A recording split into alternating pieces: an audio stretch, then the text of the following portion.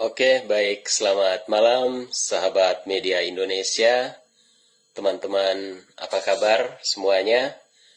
Ya, kita berjumpa lagi dalam program rutin kita seperti biasa setiap hari Selasa dan Jumat malam melalui program The Journalist on Duty Media Indonesia melalui Instagram Live. Ya, teman-teman, semoga semuanya dalam keadaan sehat walafiat. Kita tetap sama-sama ingin memastikan agar teman-teman sahabat media Indonesia yang saat ini sedang bergabung melalui Instagram Live ini tetap mematuhi protokol kesehatan. Kalau informasi yang kita dapatkan bahwa saat ini terjadi perkembangan yang cukup positif terkait penanganan pandemi COVID-19 di tanah air, tetapi hal itu hendaknya tidak membuat kita lengah untuk tetap memastikan agar kita betul-betul tetap menjalankan protokol kesehatan yang sudah diatur oleh pemerintah. Nah, berita kurang baiknya bahwa hari ini kita masih ada penambahan kasus ya. Kalau kemarin kasus harian itu di angka 2.000, maka hari ini terjadi penambahan di 4.000 kasus. Dan ini menjadi alarm juga bagi kita dengan penambahan kasus tertinggi di Jawa Timur. Dan kalau di Jakarta sendiri 190. Oh ya, ini Mas Sandy Mulyadi pakai masker dong Kak. Oh ya, oke, baik. Ya, ini jadi saya sedang melakukan Instagram Live dari rumah dan kebetulan saya memang sedang sendiri di rumah ya, Pak Sandy. Tetapi ini anjuran yang baik tentunya. Ya baik, sudah ada beberapa sahabat media Indonesia yang bergabung. Ada Mas Rudi, Bodisa, ada Evan, ada Edi, Nando, juga ada Nika dan teman-teman sahabat media Indonesia yang lain. Ya, sahabat media Indonesia, teman-teman, pada malam hari ini kita memang tidak secara spesifik bicara tentang pandemi COVID-19. Tadi saya hanya ingin memberikan update kepada kita. Tetapi pada malam hari ini saya nanti akan ditemani oleh dua sahabat media Indonesia, dua narasumber. Kita akan membahas atau sedikit berdiskusi tentang salah satu isu nasional yang saat ini juga menjadi perbincangan di masyarakat, yaitu terkait pergantian Panglima TNI. Karena sebentar lagi, seperti kita ketahui semua, bahwa Panglima TNI sekarang, Bapak Marsikal Hadi Cahyanto, akan memasuki masa pensiun pada November, sekitar 2 bulan lagi. Tetapi proses pergantian, pengusulan presiden ke DPR, wacana dan segala macam ini sudah mulai ramai sekali begitu ya, mulai diperbincangkan. Dan rata-rata memang bahkan ada yang sampai menyebutkan nama, ada yang membahasnya dari berbagai macam perspektif. Nah, hari ini, pada malam hari ini, nanti saya akan ditemani oleh yang pertama, nanti sahabat media Indonesia, yaitu analis pertahanan dari Laboratorium Indonesia 2045, Mas Andi Wijoyanto, yang saya pikir juga teman-teman sudah mengenal ya kepakaran beliau di dalam analisis bidang pertahanan di tanah air. Nanti pada kesempatan kedua saya akan ditemani oleh anggota Komisi 1 DPR RI, Mas Dev Vikarno Laksono atau Mas Dev ya. Nanti kita akan berbincang politisi muda Partai Golkar. Baik, saya tidak memperlama lagi, saya akan mengundang narasumber saya yang pertama, Mas Andi Wijoyanto. Saya cek dulu. Oke, baik.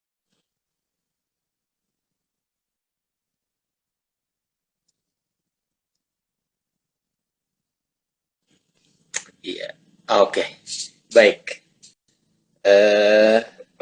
Ya, saya munculkan dulu. Ya, Mas Andi, selamat malam. Selamat malam. Ya, kabar Mas Andi sehat? Sehat ya. Oke. Baik ya, puji Tuhan ya, Alhamdulillah. Ya baik teman-teman, kita senang sekali ya pada malam hari ini kita bisa mendengar langsung begitu. Ini dari kacamata yang selama ini banyak sekali memang membincangkan atau memberikan analisa pengamatan terkait bidang pertahanan kita di tanah air. Tapi secara spesifik, pada malam hari ini kita akan berbincang mengenai bursa kursi Panglima TNI yang saat ini ramai diperbincangkan. Iya, Mas Andi, pasti sudah cukup lama mengikuti isu ini. Ada berbagai macam komentar yang berkembang. Dan kalau update dari Komisi 1 DPR sampai hari ini, rupanya memang Presiden belum mengirimkan surat atau ke DPR RI untuk memulai proses pergantian Panglima TNI itu. Nah, tapi dari berbagai catatan, dari berbagai isu yang berkembang saat ini, catatan dari Mas Andi sendiri untuk mengisi wacana terkait Panglima TNI ini seperti apa? Ya, ada 4 catatan utama. Yang pertama, dari sisi waktu, Presiden itu punya kesempatan untuk mengusulkan pergantian Panglima sampai kira-kira pertengahan November, karena Pak Hadi secara administrasi keprajuritan itu baru akan pensiun di tanggal 30 November. Jadi tanggal 1 Desember Presiden sudah harus melantik Panglima TNI yang baru. Kalau melihat proses di DPR biasanya memakan waktu 20 hari, ya kalau dimepet-mepetin banget bisa 1 minggu begitu, maka Presiden masih punya kemungkinan atau kesempatan untuk mengusulkan nama Panglima TNI itu setelah HUT TNI 5 Oktober. 5 Oktober, ya, oke. Kemudian Jadi masih ada waktu ya. Ya.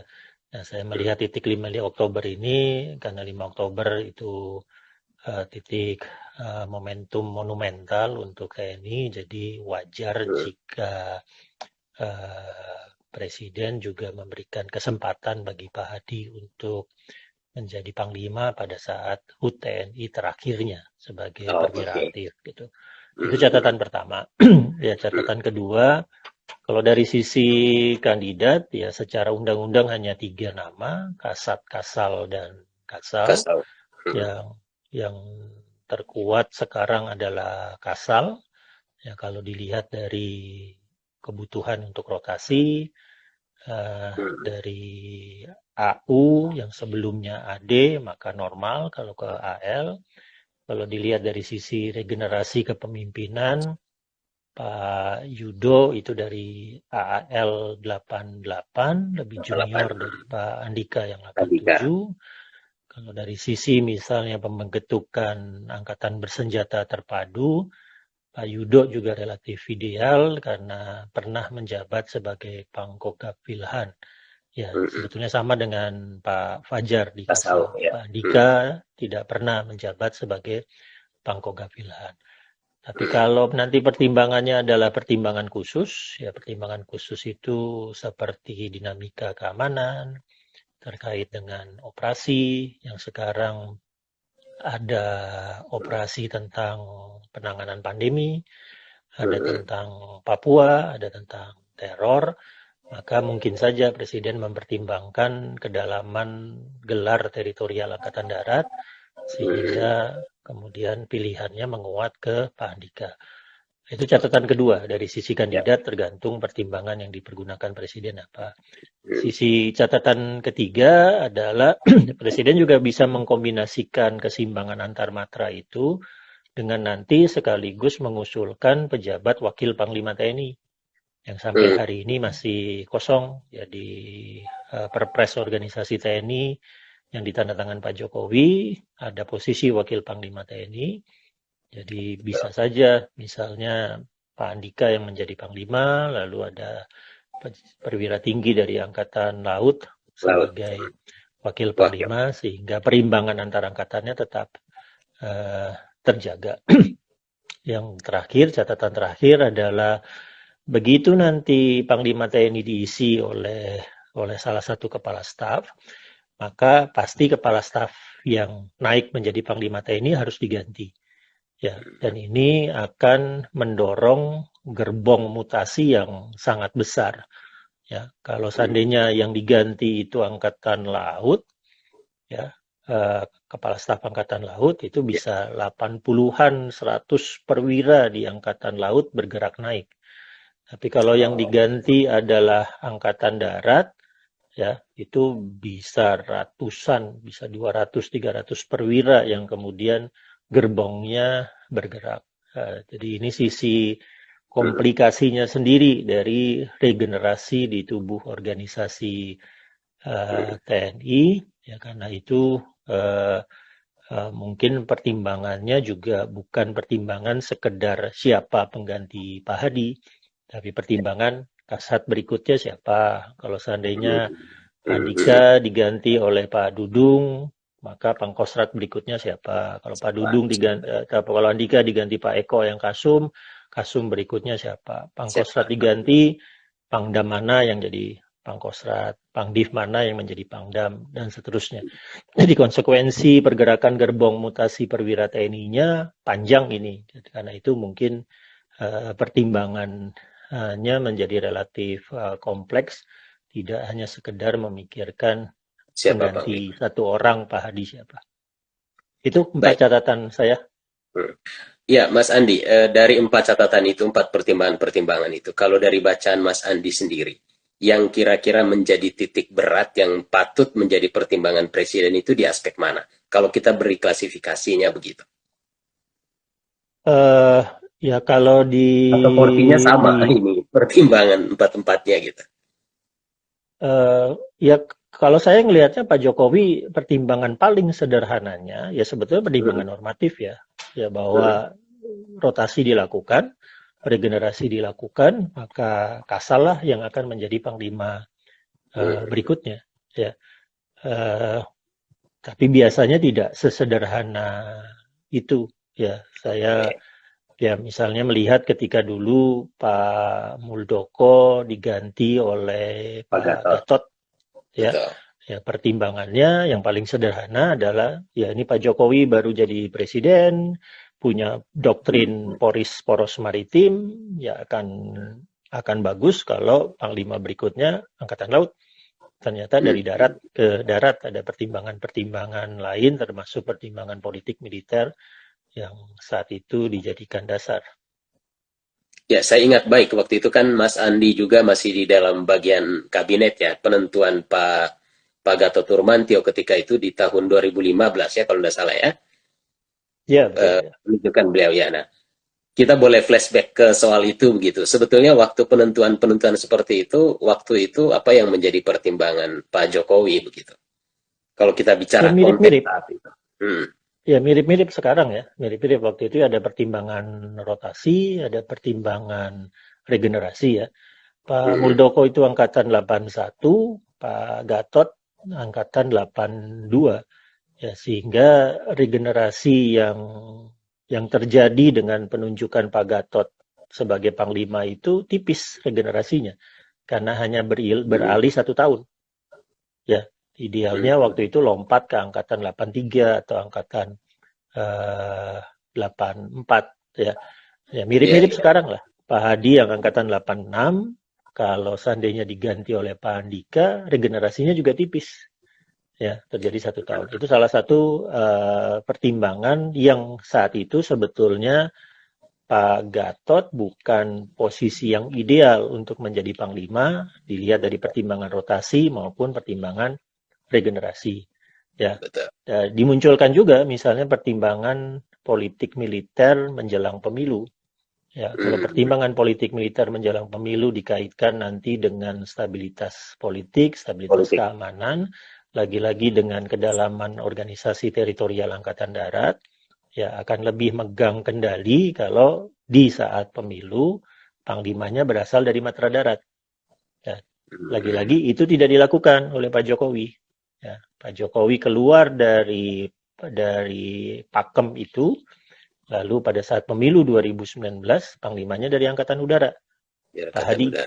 Betul. Nah, jadi Nah, keluar kalau jadi saya Pakal ingat 2. waktu itu ketika penunjukan Pak Hadi ini yang disampaikan oleh Pak Jokowi ke media waktu itu alasan mengapa beliau menunjuk Pak Hadi waktu itu salah satunya dalam rangka profesionalisme TNI. Lalu kemudian banyak wacana di luar waktu itu berkembang karena di zaman Pak Gatot itu terlalu banyak ditarik-tarik ke politik dan segala macam. Nah, yang dianggap oleh Pak Jokowi sebagai TNI yang memang betul-betul profesional ya dari Kepala Staf Angkatan Udara dan itu cukup menjadi pertimbangan ketika itu dan beliau mengatakan ya saya melihat sosok Pak Hadi misalnya sebagai sosok TNI yang betul-betul profesional sebagai tentara rakyat memang tentara nasional Indonesia begitu dan dibaca oleh banyak pengamat juga ketika itu ya untuk tidak mungkin mengulangi kesalahan yang sama seperti terjadi di zaman Pak Gatot misalnya.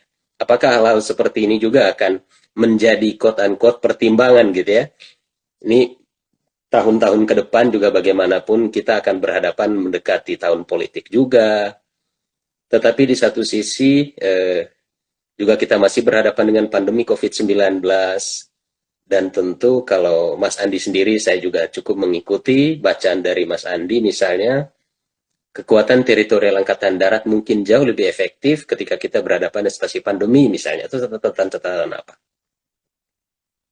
Eh, ya, kalau memang yang diutamakan adalah dinamika keamanan terkait dengan operasi militer yang sedang digelar, maka ya Angkatan Darat yang akan eh, memiliki kemampuan kendali yang lebih besar daripada kedua angkatan lainnya ya. Eh, Namun lagi-lagi untuk TNI kan komando itu tunggal. Jadi siapapun nanti yang menjadi panglima, ya komando pasti akan ada di tangan satu orang. Tapi yang menjadi catatan adalah ketiga kepala staf yang sekarang ada, Kasat, Kasal, dengan Kasau, kalau dilihat dari pergerakan karir mereka, itu mereka sudah melewati jabatan-jabatan strategis yang memang normal dijabat oleh seseorang yang akan menjadi kepala staf dan panglima. Ya, jadi Oh, misalnya Pak Andika dari lulusan terbaik di angkatannya gabung ke pasukan khusus ya Baret Merah, lalu pernah menjadi ring satu presiden sebagai dan pas pampres, pernah menjadi pangdam, lalu pangkostrat. Nah, ini jabatan-jabatan strategis yang memang menuju jabatan bintang 4 Kasat atau Panglima TNI. Demikian juga Pak Yudo. Pak Yudo itu pernah dan Kodim Lanmil, pernah menjadi Pang Armada, lalu pernah menjadi Pangkoga Wilhan, sekarang Kepala Staf. Pak Fajar yang Kasau juga demikian. Pernah dia pesawat tempur, ya, penerbang pesawat tempur, lalu dan Lanut Halim, yang notabene perwira tinggi Angkatan Udara yang menjadi dan Lanut Halim, pasti dekat dengan Presiden. Presiden keluar masuk Jakarta, pasti bersentuhan dengan Lanut Halim, ya. Lalu menjadi Pangkoops, lalu menjadi Pangkoopsnya bahkan 2 kali, lalu menjadi Pangkogapilhan. Ya, 3 kepala staf angkatan ini secara karir militer memang perwira-perwira yang riwayat jabatannya oke. mengarah ke bintang 4. Jadi Nambah. dari sisi itu tidak bisa lagi misalnya diragukan prestasi sebelumnya, diragukan kinerjanya, diragukan rekam jejaknya, nggak bisa. Karena mereka sangat-sangat memenuhi syarat. Ya, dan terbukti mereka sekarang bintang 4 sebagai kepala staf. Dan dari sisi itu pilihannya Pak Jokowi di satu titik tidak susah, ya karena tiga-tiganya sangat qualified. Ya, Ya ya. di sisi lain ya repot karena tidak ada yang benar-benar unggul dari ketiga calon yang ada. Tapi mungkin karena dari udara relatif kecil kemungkinan ke udara lagi, ya tinggal dari AD dan AL yang memiliki peluang yang dengan pertimbangan mana nanti diputuskan oleh Pak Jokowi. Nah, kalau dari aspek kualifikasi-kualifikasi seperti itu kan tampaknya sama ya seperti Mas Andi bilang tadi gitu. Masuk nggak kalau kita bicara ini kan murni hak prerogatif presiden.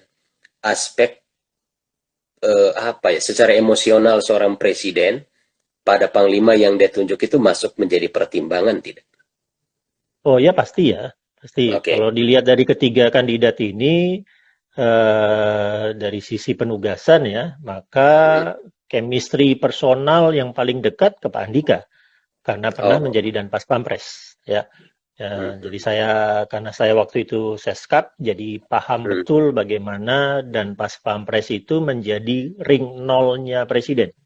Betul. Ya, presiden bangun, sebelum bangun dan pas pampresnya sudah di tempat, Sudah baru tempat keluar gitu ya. setelah yakin bahwa presiden sudah masuk ke kamar dan tidak ada acara lain.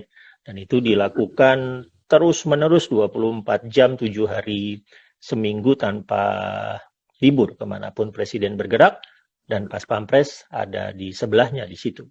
Jadi kedekatan personalnya sudah terbangun antara Pak Jokowi dengan Pak Andika. Yang nomor dua dengan Pak Fajar. Kalau dengan Pak Fajar, ya pada Hmm. saat Pak Fajar dan Lanut Halim. Ya, yang secara penugasan tidak pernah memiliki kedekatan personal dengan Pak Jokowi, Pak Yudo, asal. Hmm. Ya, itu tidak ada, tidak pernah dalam jabatannya Pak Yudo itu menjadi ring nol atau ring satunya presiden. Bersinggungan langsung begitu ya. Ya, kalau Pak Andika pernah menjadi ring nol, Pak Fajar, Kasau pernah menjadi ring satu karena dan Lanut Halim. Gitu. Nah, apakah faktor itu juga mempengaruhi? Ya, mungkin mungkin juga ya nanti menjadi bahan pertimbangan Pak Jokowi untuk memilih orang yang paling dipercaya sebagai TNI 1. Oke. Nah, kita bicara dari sisi aspek TNI sebagai sebuah organisasi begitu. Tantangan yang kira-kira Pak saat ini paling dihadapi oleh TNI dari sisi penguatan organisasi dan dalam rangka menghadapi tantangan-tantangan TNI ke depan, kalau kita bicara sosok Panglima TNI yang paling ideal, kita tidak perlu menyebut juga dari Angkatan Laut atau siapa-siapanya. Kira-kira kualifikasi seperti apa gitu kira-kira yang menurut Mas Andi paling cocok untuk bisa menghadapi dinamika keamanan, bicara tentang penguatan organisasi TNI, lalu situasi geopolitik atau geostrategis yang saat ini mungkin mengemuka atau dalam tantangan-tantangan sektor keamanan dan pertahanan kita ke depan begitu. Bacaan Mas Andi bagaimana? Ya, yang pertama kalau dari sisi restrukturisasi organisasi dan gelar TNI, ya relatif pekerjaan rumah utamanya sudah selesai ya. Dalam artian Hmm. sudah ada perombakan organisasi TNI yang signifikan dengan penambahan Kogapilhan, lalu ada uh, upgrading organisasi yang semula di jabat bintang 2 menjadi bintang 3 gitu. Itu terjadi di semua angkatan ya. Di angkatan darat terjadi misalnya dulu dan Pusenif itu bintang 2, sekarang bintang 3 dan seterusnya ya. Di angkatan laut dan angkatan udara juga masih ada. Lalu di darat misalnya ada divisi 3 tambahan, di angkatan udara ada Koops 3, di angkatan laut ada Armada 3. Ya mungkin PR tersisanya itu angkatan laut harus membentuk armada RI yang nanti dijabat perwira bintang 3, nanti setara dengan Pangkostrat. Di angkatan udara harus membentuk Komando Operasi Indonesia, juga nanti bintang 3 setara dengan Pangkostrat. PR tersisanya tinggal ini dari sisi organisasi Oh, okay. dan gelar. Nah, kalau dilihat dari ini, maka dua kepala staf yang memiliki peluang lebih besar karena pernah menjabat Pangko Gapilhan. Jadi Depan ya. bekerja dengan struktur organisasi gabungannya. Itu. Jadi PR pertama ya menyelesaikan, menuntaskan gelar organisasi baru ya yang sudah ditata di masa Pak Jokowi dengan Pak Hadi. Nah, yang kedua, yang terberat adalah dari sisi modernisasi pertahanan. Nah, ini Oke. kita membutuhkan panglima yang memiliki kesadaran tentang adopsi teknologi ke depan. Jadi membutuhkan panglima yang bisa nyambung dengan Pak Menhannya tentang bagaimana menuntaskan ada program pembangunan kekuatan pertahanan ke 2024 ya KPM 2024 ini masuk ke Renstra 3 itu harus dituntaskan. Lalu setelah itu bersama-sama Pak Menhan mengusulkan ke Presiden tentang Renstra baru ke depannya menggantikan Renstra KPM 2024. Itu yang kemudian kira-kira 3-4 bulan yang lalu media dihebohkan dengan Perpres 1,7 kuadriliun itu, Betul. ya, Renstra sampai 2044. Nah, itu juga penting dilakukan untuk melakukan modernisasi. Tapi keruwetan untuk melakukan modernisasi ini adalah menghitung ulang ekonomi pertahanan Indonesia, terutama dampak dari COVID-19. Ya, anggaran pertahanan memang tetap naik, ya, walaupun tidak signifikan. Tapi dari sisi misalnya proporsi dari anggaran pertahanan ke PDB tidak pernah menuju titik ideal. Mestinya di tahun ini sudah mengarah ke 1,5-2% dari PDB. Ya, di masa Pak Jokowi itu stagnan di angka 0,7-0,8% dari PDB. Kalau pakai aturan global atau pakai rumus global, dengan 0,7 sampai 0,8% dari PDB, kita hanya bisa melakukan pemeliharaan pertahanan. Ya, arms maintenance, bahkan tidak bisa melakukan modernisasi. Ini saya pikir tantangan terberatnya yang harus Termasuk segera belum kita diselesaikan. bisa bicara minimum essential force itu ya Mas Andi ya, kalau di dalam konteks itu. Betul. Ya, nah tantangan ketiganya adalah ya menjaga reformasi militer, profesionalitas militer, bagaimana TNI tetap netral dalam politik. Nah, kalau dilihat dari tantangan kedua yang modernisasi dengan tantangan ketiga yang reformasi profesionalitas militer, ya sebetulnya ketiga calon ini tidak ideal karena mereka akan menjabat bentar banget. Betul, betul. Mereka akan menjabat 1-2 tahun saja. Yang paling Ya, lama Pak Andika ya kelihatannya ya. Pak Andika akan paling sebentar, ya. Paling sebentar. Jadi Pak Andika itu cuma sampai paling mentok itu ya sampai 31 Desember 2022 ya.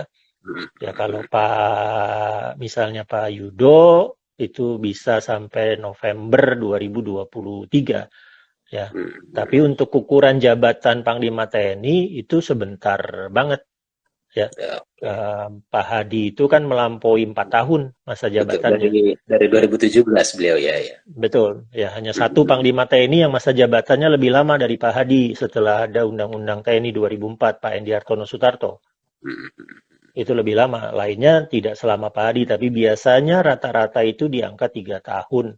Ya 3-4 tahun menjabatnya. Nah, ketiga calon yang ada, masing-masing kepala staf ini, dari sisi modernisasi, dari sisi kesinambungan politik militer stabilitas tidak ideal karena tidak ada yang tembus misalnya ke 2024. Jadi Pak Jokowi pasti harus mengganti lagi, harus memiliki Panglima TNI lagi ya sekitaran kalau Pak Yudo ya sekitaran November sampai Desember 2023 dengan catatan tambahan di November 2023 itu pemilu 2024 sudah mulai. Nah, kalau skenario-nya begitu, ini kan menarik ya. Jadi timeline seperti itu. Yang paling ideal kemudian dari mana gitu kira-kira Mas Andi? Kalau kita Kalau bicara saya dari mikirnya politik, ya kalau saya mikirnya supaya politik tidak terjadi 2024, pergantian ya. kalau saya mikirnya politik 2024, Panglima TNI berikutnya Andika. Karena kemudian di Desember 2022, Pak Jokowi harus mengganti satu kali lagi sebelum tahapan pemilu mulai. Tahapan pemilu itu Februari 2023 itu sudah mulai tahapan pencapresan. Ya, dengan rancangan yang ada sekarang di KPU, Mei 2023 itu sudah penetapan capres loh. Betul, betul. Ya kan? Tapi relatif dari 2022 pergantian Panglima kalau kita pakai skenario Kepala Staf Angkatan Darat kan, ya. di 2022, estafet ke 2023 menjelang ke 2024. Itu peluang, itu akal ke siapa lagi begitu kalau kita mau lihat dalam rangka stabilitas politiknya. Ya, itu masalah trade-off-nya ya. Jadi kalau sekarang gantinya Angkatan Darat di 2021, ya kemudian akan muncul harapan publik di 2023 Panglimanya bukan Angkatan Darat. Karena baru saja Angkatan Darat. Ya, sementara ini masuk tahun politik yang idealnya Angkatan Darat, yaitu trade-off yang harus dilakukan oleh Pak Jokowi. Ya, makanya pertimbangannya menjadi tidak sederhana mengganti Pak Hadi. Ya, pertimbangannya ada macam-macam termasuk berkaitan dengan politik 2024 itu. Heavy-nya ini, karena kita dibatasi oleh waktu Mas Andi. Ini heavy-nya kalau dalam bacaan, karena Mas Andi cukup tahu situasi di internal begitu ya, pernah di dalam juga. Kalau kita melihat pergantian Panglima, pergantian Kapolri dalam arti tertentu juga, yang akhirnya, karena kita bicara prerogatif presiden, yang paling diantara sekian catatan tadi, apple to apple, rasa-rasanya secara kualifikasi juga sama, bicara tantangan, reorganisasi TNI dan segala macam juga kira-kira kualifikasinya juga semua sudah masuk. Aspek terakhir yang paling menjadi pertimbangan presiden itu biasanya apa, Mas Andi? Eh, ya pada saat nanti Pak Jokowi mengusulkan calon ke DPR, maka pasti semua pertimbangan akan sudah komplit dianalisis, tapi yang akan menjadi pertimbangan utama karena itu adalah proses politik menjadi politik militer. Ya, jadi bagaimana pencalonan itu tidak mengganggu dinamika keamanan, tidak mengganggu operasi yang ada, nanti terkait dengan politik 2024, terkait dengan bagaimana Pak Jokowi berinteraksi dengan koalisi partainya di parlemen untuk tetap menjaga konsolidasi ke depan. Ya, pertimbangan rotasi, regenerasi, gabungan itu akan dipakai, pertimbangan dinamika akan dipakai. Tapi karena ini menjadi proses politik, maka pertimbangan politik militer di titik akhirnya akan menjadi yang paling utama. Oke, siap. Baik, terima kasih banyak Mas Andi Wijayanto, analis pertahanan dari Laboratorium Indonesia 2045. Sebelumnya Mas Andi, sebelum kita akhir ini, saya tadi menarik. Ini Lab 45. Ini kita bicara Indonesia 2045, mungkin boleh cerita sedikit tentang lembaga ini yang di dalamnya ada Mas Andi Wijayanto sendiri. Ya ini lembaga kajian, ya lebih banyak berupa forum ya sebetulnya. Jadi teman-teman peneliti, dosen bergabung dan kami berusaha yang paling utama membuat data-data set yang panjang dari data kami kumpulkan misalnya dari 1945 sampai sekarang, atau kami membandingkan Indonesia dengan posisi-posisi negara lain di dunia. Lalu dari data set yang digabung itu dibuat ekstrapolasi, berusaha membuat prediksi kira-kira Indonesia 2045 akan seperti apa ya. Ya, nanti untuk 5 Oktober Hari TNI kami akan mengeluarkan laporan singkat begitu. Kalau dibandingkan dengan, kalau saya tidak salah, 23 negara di sekeliling kita, posisi Indonesia di pertahanan itu kayak apa dan bagaimana nanti prediksi kami Indonesia harus melompat terutama mengejar teknologi pertahanan ke 2045. Siap, baik. Oke, Mas Andi Wijayanto, terima kasih sudah bergabung dalam Instagram Live Media Indonesia pada malam hari ini. Salam sehat dan salam sukses selalu Mas Andi, terima kasih. Ya, terima kasih sudah diundang. Ya, Terima kasih. ya. Malam.